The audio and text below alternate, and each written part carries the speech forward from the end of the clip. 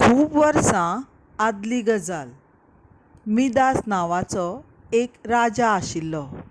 ताणें एका सतिराचें बरें कर्म केल्लें आनी मागीर ताका सोऱ्याचो देव डायोनिसस हाणें एक इत्सा पुराय करपाचो वर माग अशें सांगलें.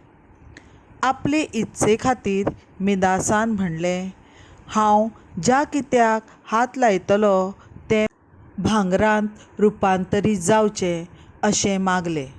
डायोनिससान ताका आडावपाचो यत्न केले, तरी ही एक विलक्षण इत्सा अशी विनवणी मिडासान केली आनी म्हणून ती देवान मान्य केली. नव्यान मेळयिल्ल्या शक्ती विशीं उत्सूक जावन मिडास सगळ्या तरांच्या वस्तूंक स्पर्श करपाक लागलो. तो दरेक वस्तू शुद्ध भांगरांत रुपांतरीत करतालो.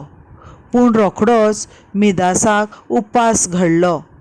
जेवणाचो कु़डको उखलतना ताका दिसलें तो खावंक मेळना, कित्याक तो ताच्या हातांत धरतालो तें भांगरांत रुपांतरीत जाल्लें.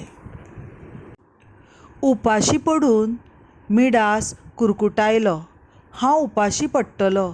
घडये ही सगळ्यां मदली इतली उत्कृश्ट इत्सा नाशिल्ली. ताची निराशा पळोवन मिडासाचे मोगाळ चलयेन ताका सांत्वन दिवपाक ताचे भोंवतणी हात उडयले आनी ती भांगर जाली.